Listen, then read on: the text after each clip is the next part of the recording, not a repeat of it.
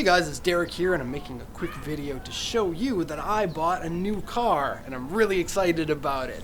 And so I will show you the car in this video, but first a little bit of a background on why I decided to get a new car, and which is kind of a dumb idea to do it, but I felt like I really needed to get this car. And you know that feeling, you're browsing through the auction and you're like, wow, that car is so rad, I gotta go buy that. And then you're like, well, I don't really have money for that, or I don't really have space, or I don't need another car, or whatever the purpose or whatever the reason is.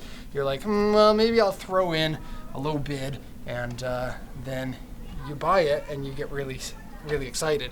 And so here's the new car. Actually, just joking, that's not the new car. I do love this car. It's a Passat W8, and you'll probably see it on the channel pretty soon because we are going to be selling that. So if you like W8, it's really awesome. But yeah, more story time. And so you guys know, or at least a lot of you guys know, this one here is my personal car. Can you see that? Yes, you can. And it's I'm really busy, and it takes longer than I thought to fix it, and I am going to be fixing it. The engine doesn't run, the body is rusty, it's in really rough shape, and they're not really worth that much money, so it's kind of dumb that I'm doing that, but I loved it and I bought it, and so that is coming. But until then, I do have a new car. Okay, I'm just going to go around here so you can see my other car. Well, this one's my other car too, but yeah, it's more of a tool shed right now. Okay, so here's the deal. This guy here is our company's race car, which only accidentally became our company's race car. You guys know about this.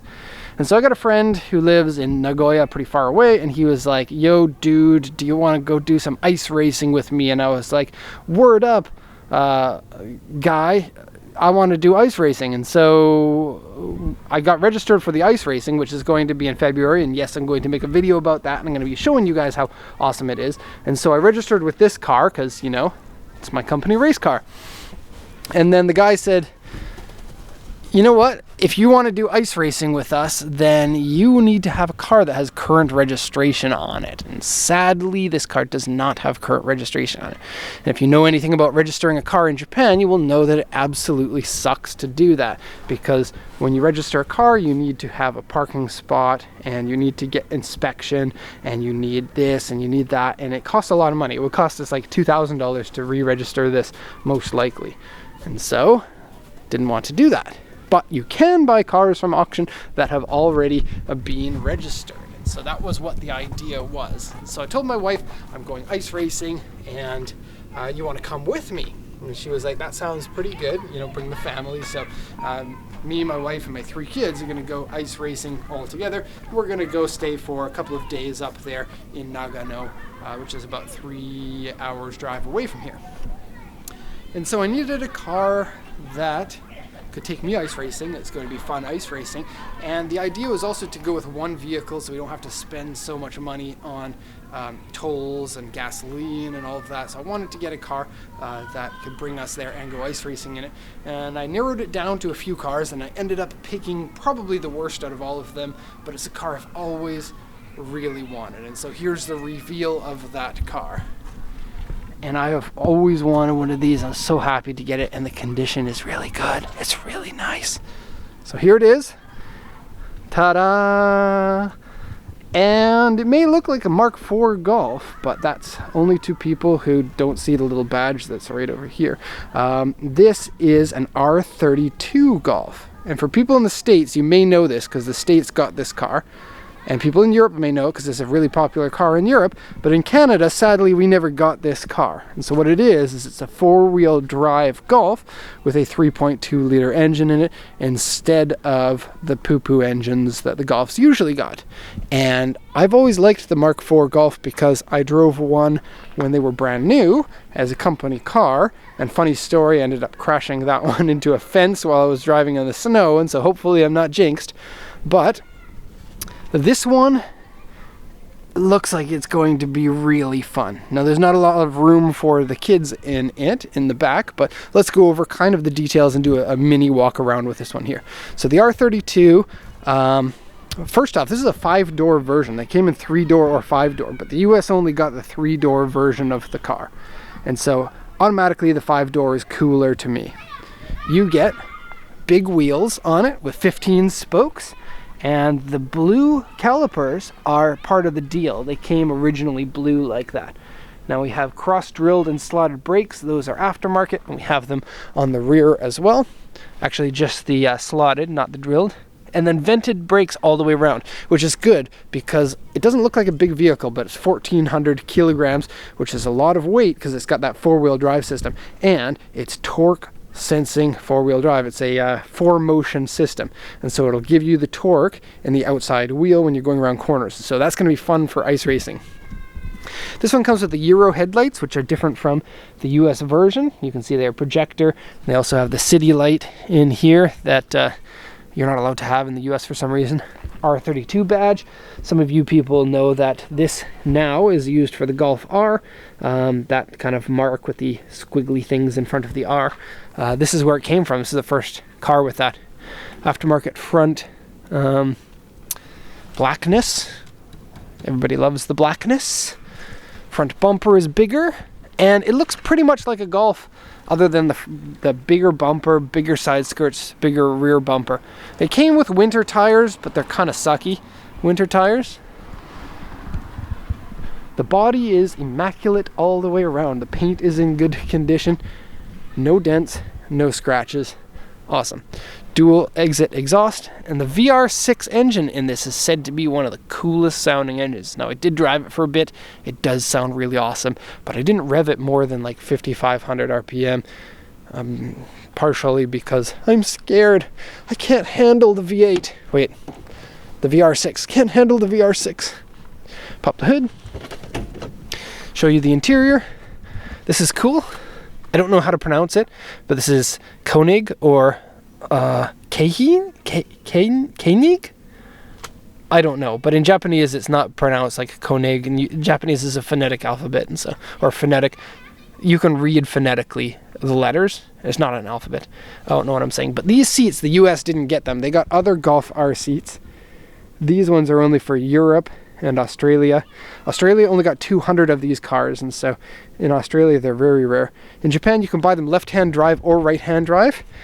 Right-hand drive like this one is worth less than left-hand drive. Left-hand drive worth more, right-hand drive worth less. And part of the reason why I could afford this for just buying a car on a whim. Also, the mileage is really high. And I'm a little bit embarrassed to show this, but check this out. Look at that seat and try to guess what the mileage is going to be. Because usually on a leather seat you'll be able to tell big time. Or a steering wheel. And look at the steering wheel. Then the mileage of it,